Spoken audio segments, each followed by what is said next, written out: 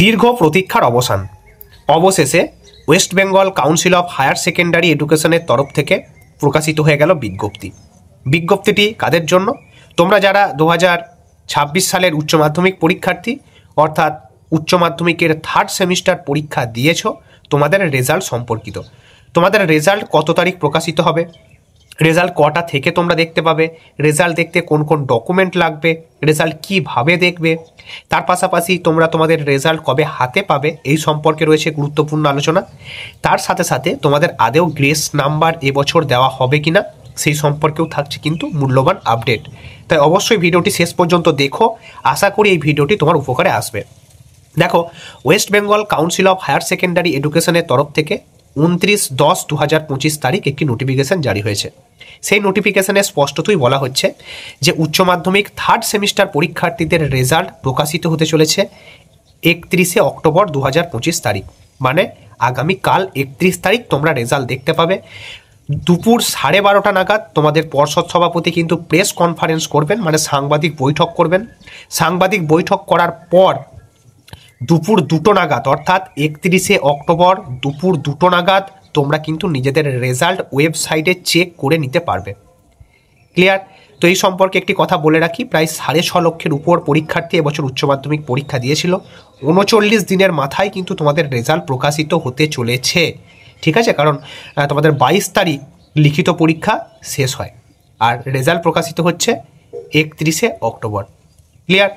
দেখো, তারপর বলা হচ্ছে তোমরা তোমাদের রেজাল্ট অনলাইনে দেখে নিতে পারবে। কোন কোন অ্যাপ থেকে বা কোন ওয়েবসাইট থেকে দেখে নিতে পারবে একটু পর বলছি। তার আগে জানিয়ে রাখি, তোমরা রেজাল্ট কিন্তু হাতে পাবে আর তোমাদেরকে রেজাল্ট হাতে তুলে দেবে তোমাদের স্কুল।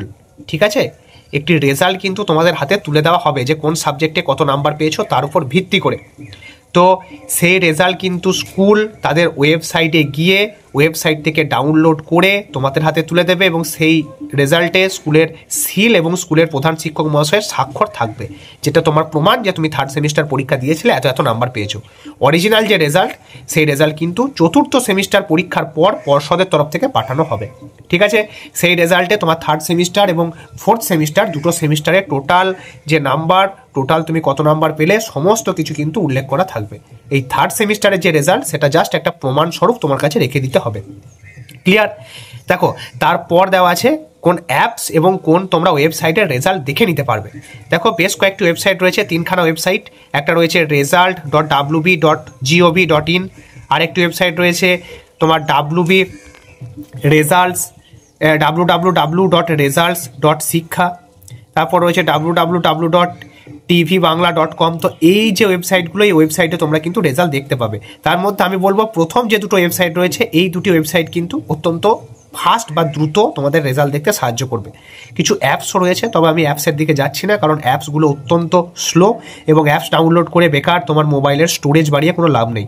যে ওয়েবসাইট 3টি রয়েছে তার মধ্যে প্রথম দুটো ওয়েবসাইট থেকেই তোমরা রেজাল্ট খুব সহজে দেখে নিতে পারবে। যদি রেজাল্ট দেখতে অসুবিধে হয় তোমরা কমেন্ট করো, রেজাল্ট কীভাবে দেখবে আমি কিন্তু জানিয়ে দেবো। ক্লিয়ার?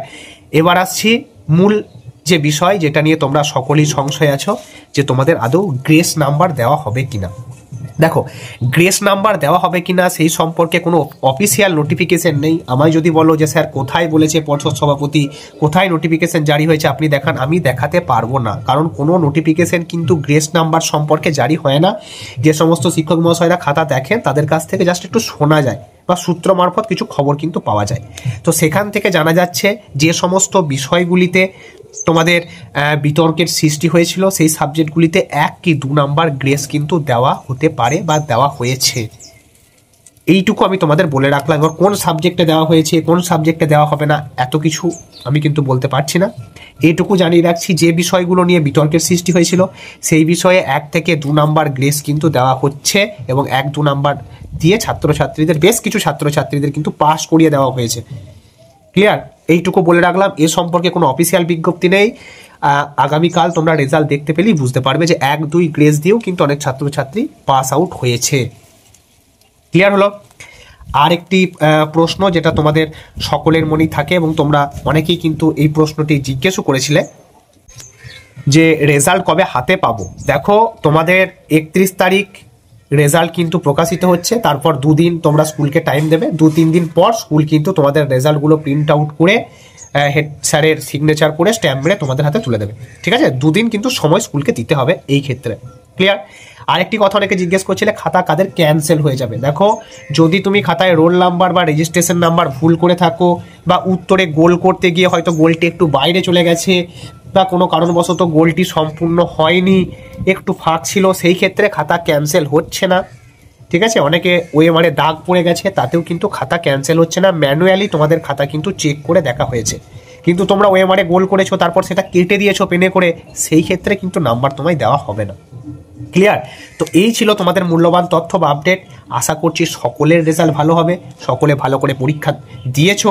যাদের পরীক্ষা খারাপ হয়েছে, মন খারাপ করার কিচ্ছু নেই, তোমাদের সামনে আরও একটি সুযোগ কিন্তু থাকছে, তোমরা সাপ্লিমেন্টারি দিতে পারবে। তোমরা 4র্থ সেমিস্টার পরীক্ষাটি ভালো করে যদি দাও, তাহলে এই রেজাল্ট কিন্তু ম্যানেজড হয়ে যাবে। ক্লিয়ার? তো সকলে ভালো থেকো, সুস্থ থেকো, ধন্যবাদ। দেখা হচ্ছে পরবর্তীকালে নতুন নতুন তথ্য এবং আপডেটের সাথে।